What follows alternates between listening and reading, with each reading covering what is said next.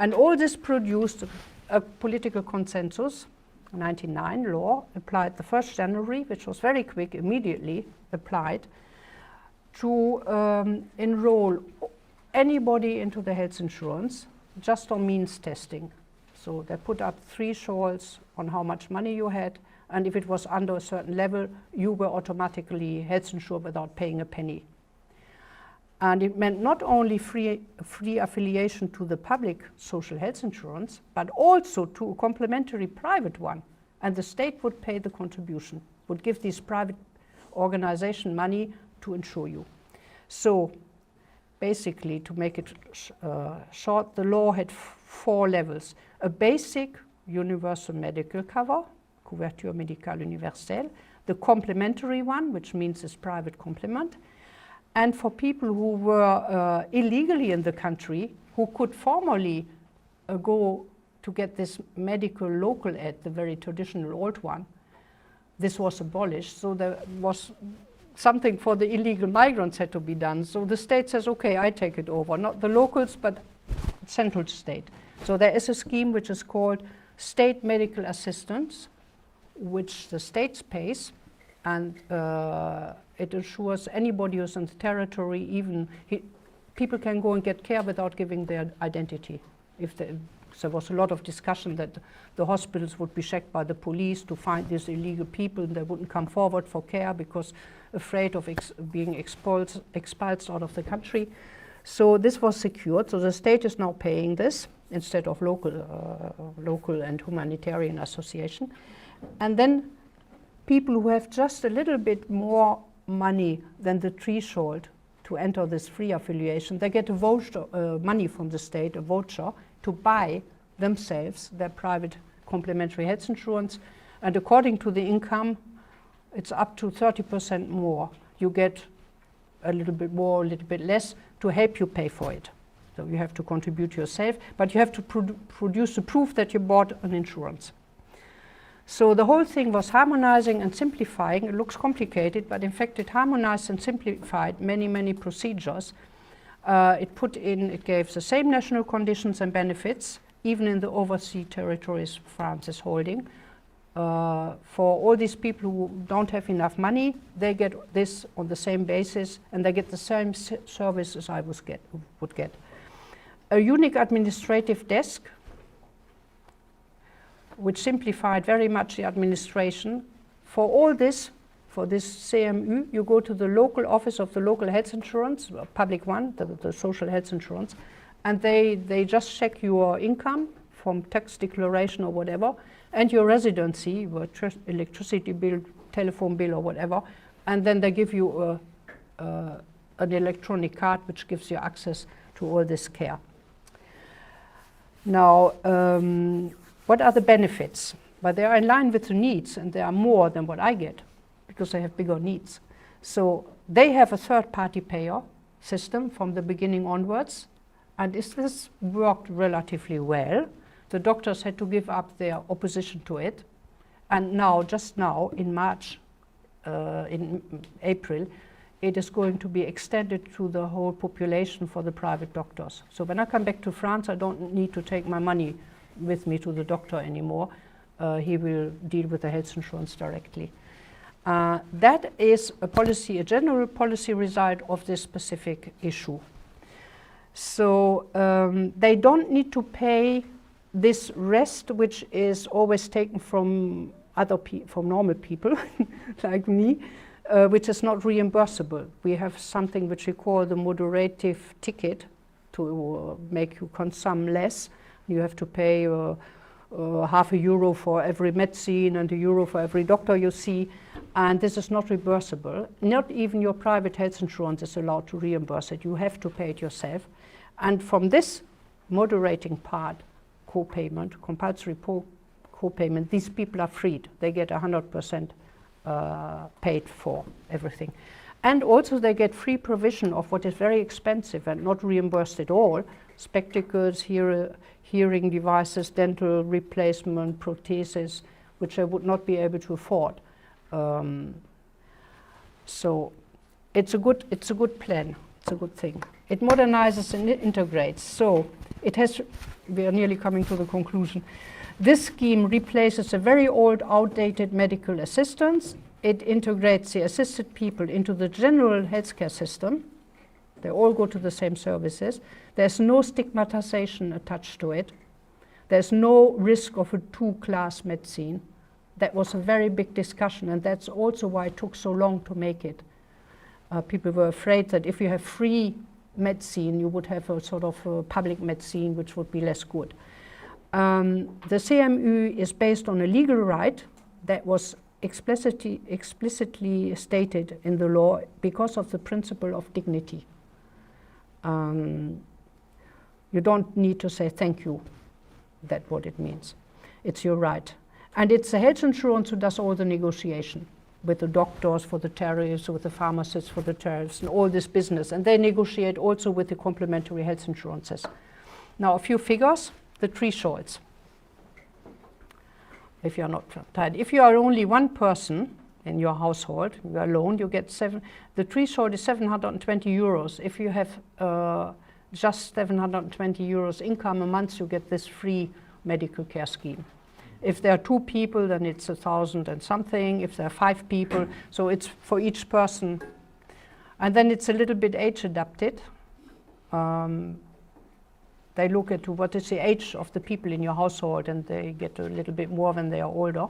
The health voucher, if you have up to 35% of these thresholds, then you are entitled to get partial help, part of public money to buy your private health insurance, and these are the thresholds for this money. So if you have a couple living with only 1,460 euros, they would get a little help to buy this private health insurance. So these thresholds are higher in the overseas territories because people are poorer there, and these thresholds are just below the social minima. We have a lot of minimum thresholds for housing allocation and for all sorts of allocation, and these are on purpose made just a little bit below. The idea was cost saving, and also you need a house and you need a minimum income every day to eat and to stay and to sleep, but you're not ill every day. So the risk was, so there was a big.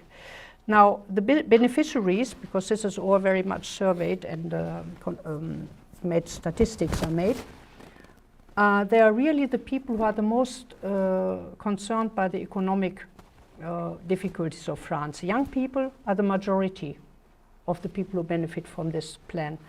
Most of them are females, so there's a majority of females, all these single mothers, and most of it is overseas, and most of it is in suburban areas, the fameux banlieue. So apparently the plan is meeting the populations who need it. Number of beneficiaries, we go very quickly, it's about 12% of the population. Oh, there's a breakdown in figures, but it comes down to 12, which is quite a lot. But it corresponds to the poverty line. It's always said the poverty line is in France concerning about 14% of people. And here we are with thresholds a little bit less, so we come to 12%. It's very logical. So financing and management, a CMU-Fund, national fund was created, a sort of administration, which collects all the money from those who pay for this scheme. I will tell you immediately afterwards who pays, so we'll be surprised. Well, the fund collects the money, makes the statistics, and it transfers the money to the official health insurance, the different local funds of it, and to the different funds of the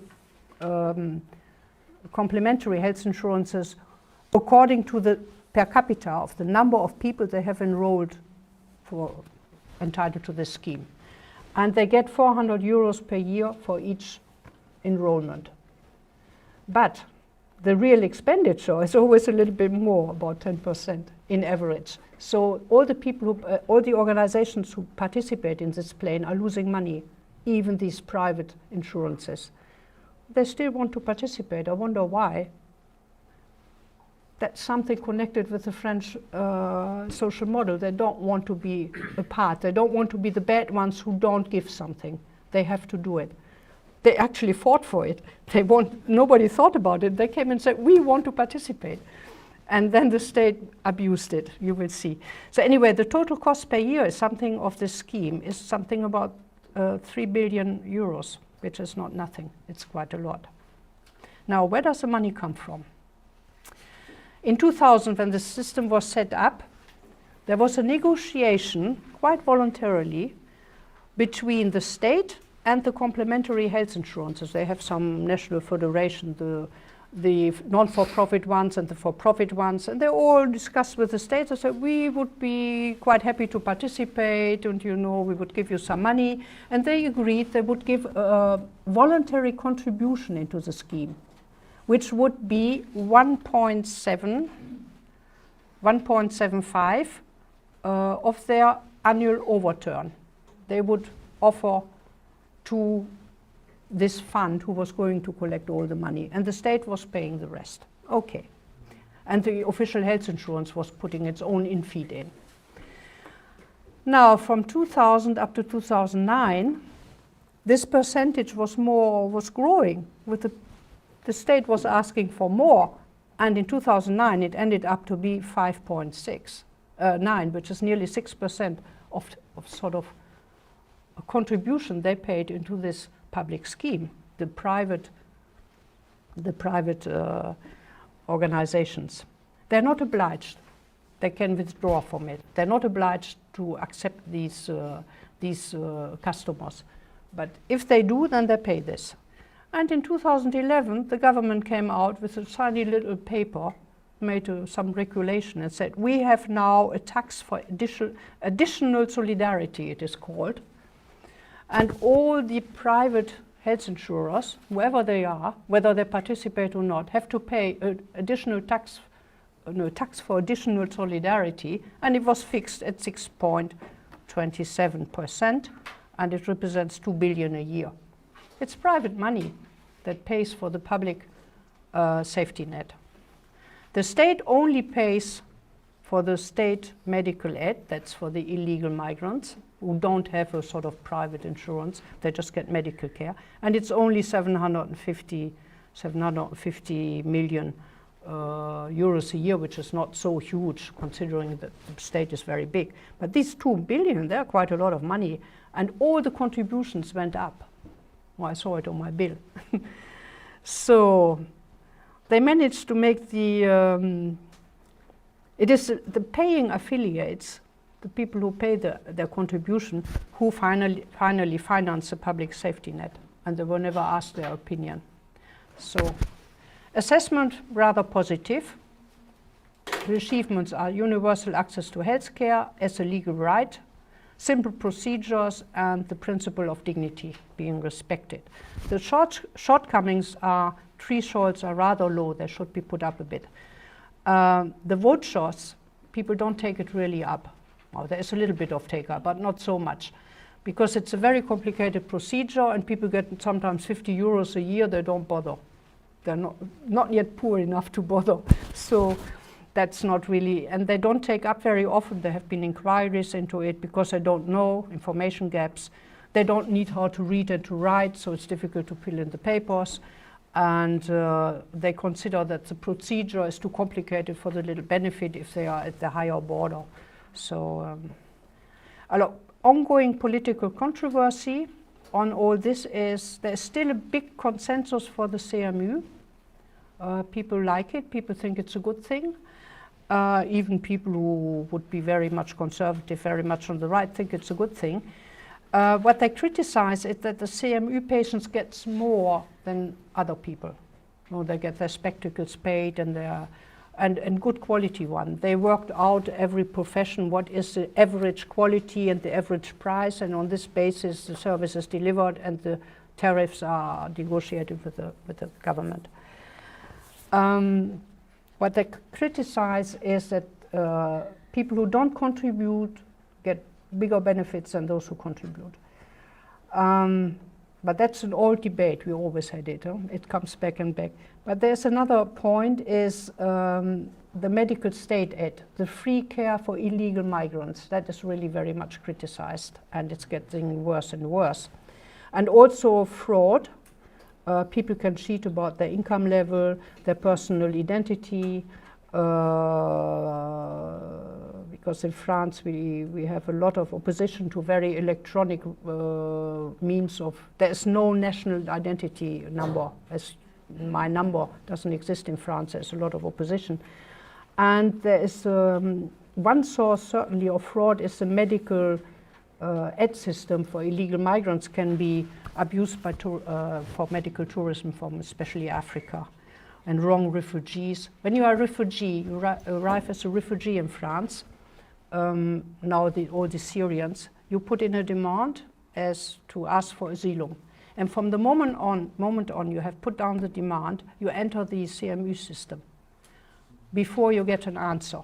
So you can be refugees without an answer in France for 3-4 years.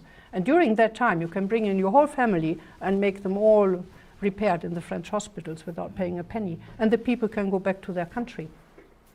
So there is a problem of organizing to limit sort of abuse. It was a path-dependent innovation. It was an innovation, yes. It even produces, the CMU produces now changes into the general system, like third-party payment. And it's an innovation because it combines social assistance, the public health insurance and private health insurance in a somehow intelligent way. It follows, it's a path-dependent innovation. It completely follows French traditions of public-private mix in the healthcare system. And it follows the normative principles, which are very ancient and very old, and including dignity for the individual. It adapts a safety net to today's difficulties, social and economic difficulties. So I would say it's a rather positive assessment. And it even paved the path. This is what we discover. We have a big new health law now, was voted in January this year, and it's going to be implemented over the year. And many things out of this safety net are now transported into the general system. And the latest news is, I just got the news a few days ago, the CMU will be abolished from May onwards, I think. The basic CMU, not the complementary one. It will be just merged into the normal health insurance. And that has a technical reason. They will issue new cards, and they will better know who is leaving the country. So it is about the fraud with migrants and all the families they can bring. But it is also institutionally interesting because everybody will from now on be health insured in France, at least in the official one, and the CMU will be only for the complementary health insurance. So that clarifies the things. Thank you very much. I'm sorry I was too long. And this is my hometown. I don't want to deprive you of a beautiful picture. Yeah.